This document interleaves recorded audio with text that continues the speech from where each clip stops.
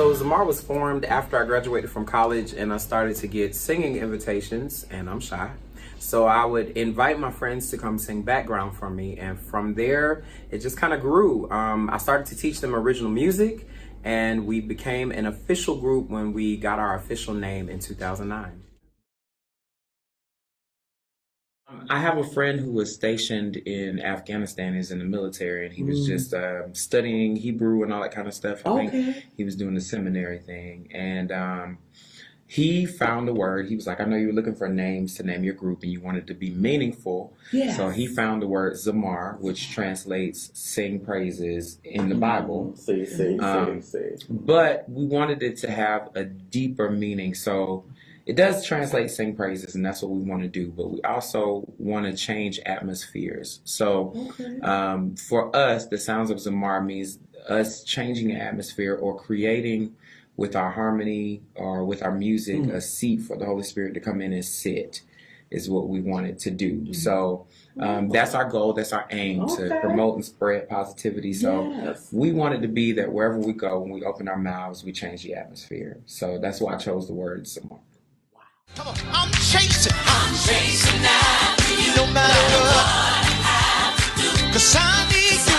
I'm chasing after you, no matter what I have to do, 'cause I need you. No matter what I have to do, 'cause I need you. So Sabine McCormick entered us into a competition without me knowing, actually, until we won. She entered our version of Chasing After You into a contest, and we won. And so we ended up getting a chance to perform with Rashawn Mitchell, and we were featured on his triumphant album, which was Grammy nominated. So that was a great experience for us.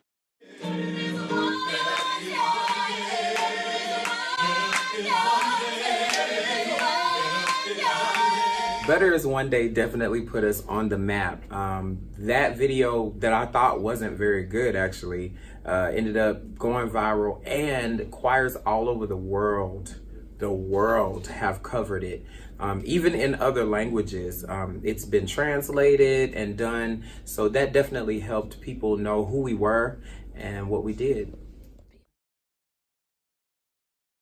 But most of the people in the group I've either grown up singing with, like with Shanita, or they're former students of mine that decided after they graduated from high school or college they wanted to continue singing, like Patrick. And so I kind of recruit them to be a part of the group. Typically it's invite only. If I say, hey, I'd love for you to come to this rehearsal on Monday, that's fine, because all my rehearsals are open.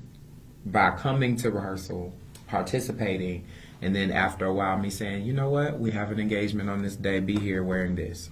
And that's kind of what happens. And sometimes it's over a course of some months, and sometimes it's over the course of some years, depending on, you know, the student. But usually it's invite only.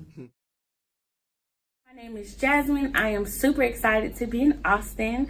What do I do by day? I am an entrepreneur, a makeup artist, and esthetician. I've been singing with Trey for about 13 years, and I sing alto. So excited to see you soon.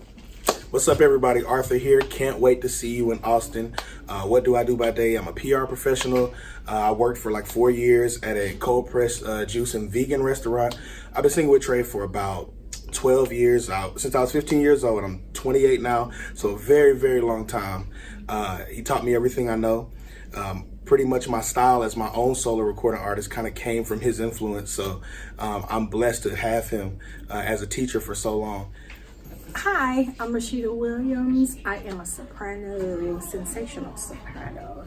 I've been singing with Trey since Trey and them, or Trey and Friends. So since the beginning, I am in management, and I will be in Austin. Hope to see you there. Hey. My name is Shanita Newton. I hail from Augusta, Georgia, and I sing soprano in the sounds of Zamar. And I also am the group's tour manager. So.